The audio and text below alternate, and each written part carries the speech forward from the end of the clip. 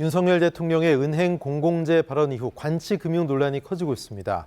고금리 상황 속에서 최대 실적 성과급 잔치로 질타를 받자 대대적으로 은행권을 손보겠다며 정부가 나선 건데요. 오늘도 정부의 은행권 경영 영업 관행 제도 개선 TF 3차 실무작업반 회의가 있었습니다. 취재기자 연결해보죠. 신송희 기자.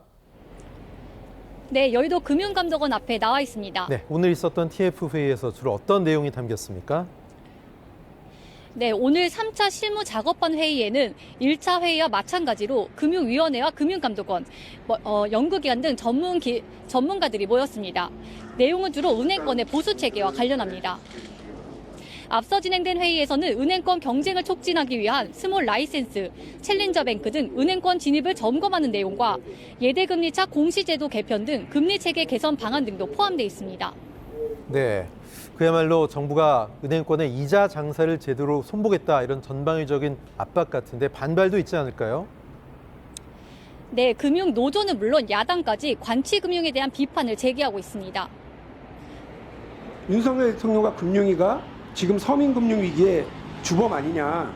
대통령과 정부가 이자 칼춤 추는 선무당이자 이자 폭탄을 던지는 금융폭군으로 지금 역할을 하고 있습니다.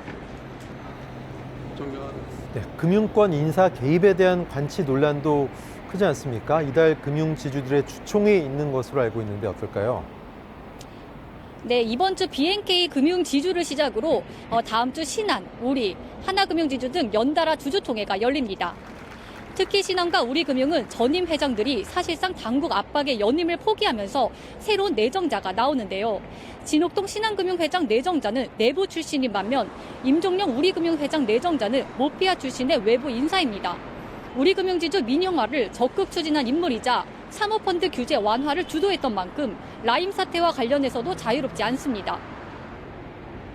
우리금융지주 같은 경우에는 임종영 전 금융위원장, 그러니까 모피아가 낙하산으로 내려오는 결론적으로 관치가 되었는데요. 그러니까 전형적인 잘못된 해법이라고 보고 있죠. 네, 이런 부정적인 시각에도 불구하고 이미 출범을 앞두고 있다고요?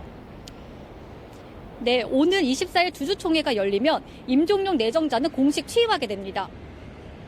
앞서 금융노조가 정부의 낙하산 인사와 관치금융을 비판하는 여러 차례 기자회견을 했지만 묵살된 겁니다. 내일 금융노조는 윤석열 정부 2년차 금융정책을 논하다를 주제로 금융노동포럼을 개최하고 최근 벌어지고 있는 관치금융에 대한 강력한 비판을 예고하고 있어서 혼란은 계속될 전망입니다. 지금까지 금융감독원에서 전해드렸습니다.